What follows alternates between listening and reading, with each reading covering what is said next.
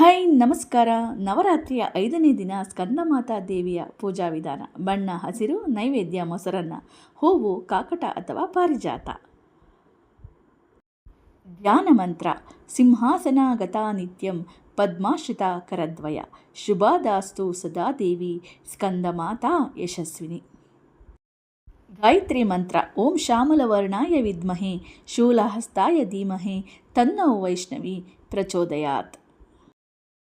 ದೇವಿ ಮಂತ್ರ: ಯಾ ದೇವಿ ಸರ್ವಭೂತೇಷು ಮಾ ಸ್ಕಂದಮಾತಾ ರೂಪೇಣ ಸಂಸ್ಥಿತ ನಮಸ್ತಸ್ಯೈ ನಮಸ್ತಸ್ಯೈ ನಮಸ್ತಸ್ಯೈ ನಮೋ ನಮಃ.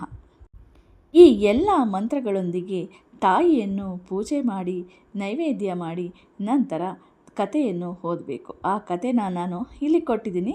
ನೀವು ಇದನ್ನು ನೋಡಿಕೊಂಡು ಸ್ಕಂದಮಾತಾ ದೇವಿ ಕಥೆನ ಪಾರಾಯಣ ಮಾಡಿ. ಸ್ಕಂದಮಾತಾ ಎಂದರೆ ಕಾರ್ತಿಕೇಯನ ತಾಯಿ. ಈಕೆ ಸಿಂಹದ ಮೇಲೆ ಕುಳಿತು ತನ್ನ ಮಗುವಾದ ಸ್ಕಂದನನ್ನು ತನ್ನ ತೊಡೆ ಮೇಲೆ ಕುಳಿತುಕೊಂಡಿರ್ತಾಳೆ. ಸ್ಕಂದಮಾತೆಯ ಈ ರೂಪವು ಮಾತೃತ್ವದ ಪ್ರತೀಕವಾಗಿದೆ. ತಾರಕಾಸುರನನ್ನು ಸಂಹರಿಸಲು ಯುದ್ಧಕ್ಕೆ ಅಣಿಯಾಗುವಂತೆ ತಯಾರು ಮಾಡಿದ್ದು ಸ್ಕಂದಮಾತಾ ದೇವಿ. ಈ ಮಾತೆಯನ್ನು ಪೂಜಿಸುವುದರಿಂದ ಮಕ್ಕಳಿಲ್ಲದವರಿಗೆ ಮಕ್ಕಳ ಭಾಗ್ಯ ಲಭಿಸುವುದು ಎಂಬ ಪ್ರತೀತಿ ಇದೆ. ಈ ಕಂಟೆಂಟ್ ನಿಮಗೆ ಇಷ್ಟವಾಗಿದ್ದಲ್ಲಿ ಫ್ರೆಂಡ್ಸ್ ಮತ್ತು ಫ್ಯಾಮಿಲಿ ಜೊತೆ ಶೇರ್ ಮಾಡಿಕೊಳ್ಳಿ. ನನ್ನ ಪೇಜ್ನ ಫಾಲೋ ಮಾಡಿ. Thanks for watching. ಧನ್ಯವಾದಗಳು.